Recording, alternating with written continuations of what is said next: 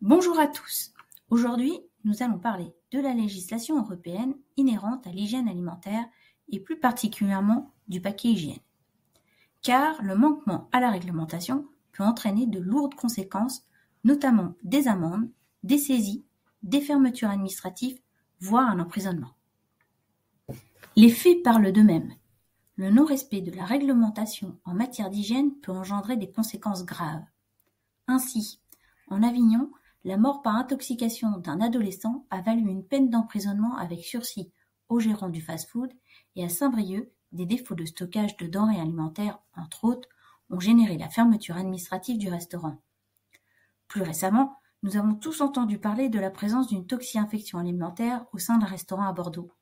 Le gérant, si sa culpabilité est vérifiée, risque jusqu'à 5 ans de prison et 75 000 € d'amende au moins. L'objectif de cette vidéo est de vous permettre de caractériser les 5 textes composant le paquet hygiène actuellement en vigueur. Ainsi, après avoir contextualisé la genèse du paquet hygiène, les 5 textes le composant et plus particulièrement le Food Law et le règlement CE 852/2004 seront détaillés. Ce sont dans les années 2000, dans un contexte d'après-crise sanitaire de la vache folle et des dioxines du poulet, et de mise en évidence de dysfonctionnements dans la gestion de ces crises, que le Food Law et le paquet hygiène que nous allons maintenant détailler ont été créés. Le paquet hygiène se compose de 5 textes applicables aux professionnels et aux services de contrôle des secteurs de l'alimentation humaine et de l'alimentation animale.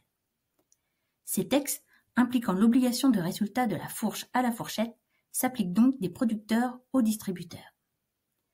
Intéressons-nous d'abord au règlement CE 178/2002, plus communément appelé le Food Law. Le Food Law est le règlement socle de la législation européenne en matière de sécurité alimentaire. Son application à compter du 1er janvier 2005 a engendré la création de l'Autorité européenne de sécurité des aliments sous les acronymes AESA et AFSA. Les 4 grands principes qui décrivent ce texte sont le recours à l'analyse des risques, le principe de transparence impliquant l'information des consommateurs, le principe de précaution permettant de mettre en œuvre des mesures provisoires et celui de l'innocuité qui indique qu'aucun produit dangereux ne peut être commercialisé. 3 obligations spécifiques y sont également exigées. Ainsi, nous retrouvons l'obligation de traçabilité, celle du retrait des produits dangereux et celle de l'information des services de contrôle.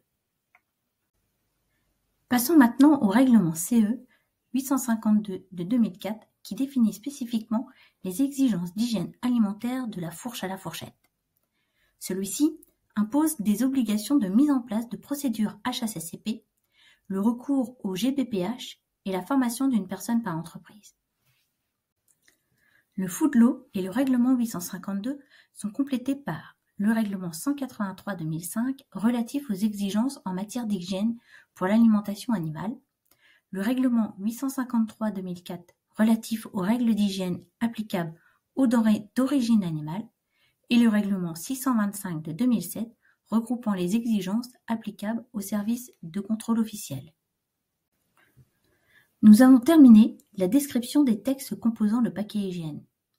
J'espère vous retrouver très vite dans une prochaine capsule autour de la sécurité alimentaire. À bientôt!